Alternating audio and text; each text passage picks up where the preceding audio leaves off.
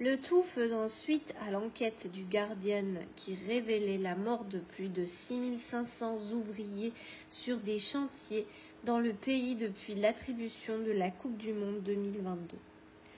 Mathis Delait expliquait par exemple qu'il ne peut pas rester insensible au sort des ouvriers qui construisent les stades du Mondial 2020 et travaillent dans des conditions très difficiles.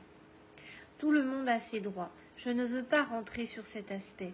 Tout le monde a son opinion. Pour le Qatar, la Coupe du Monde 2022, tout va être parfait. Je ne sais pas dans quelles conditions les ouvriers, travaillent. Je ne veux pas rentrer là-dedans. Ce n'est pas à moi de dire si c'est bien ou pas, a-t-il expliqué au lendemain du match nul des Bleus contre l'Ukraine en éliminatoire de la prochaine Coupe du Monde.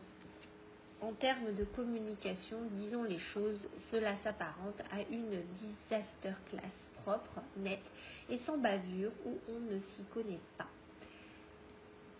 D'où notre interrogation. Les Bleus ont-ils été briefés sur les réponses à donner sur ce sujet? Selon nos informations, rien de particulier n'a été travaillé en amont avec la cellule de communication. Celle-ci estimant sûrement que les joueurs sont assez grands pour donner leur opinion sur tel ou tel sujet, sans qu'on ait besoin de leur livrer des éléments de langage clés en main.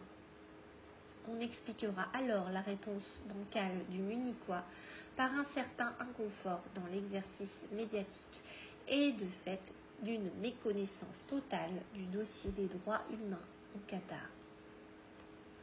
Ouvrier, chantier, attribution, insensible, construire, bricoler, aspect, éliminatoire, bavure, interrogation.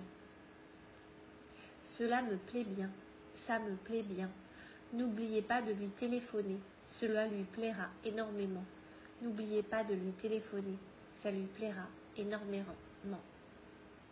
Voilà 2 garçons. Celui-ci dort, celui-là travaille.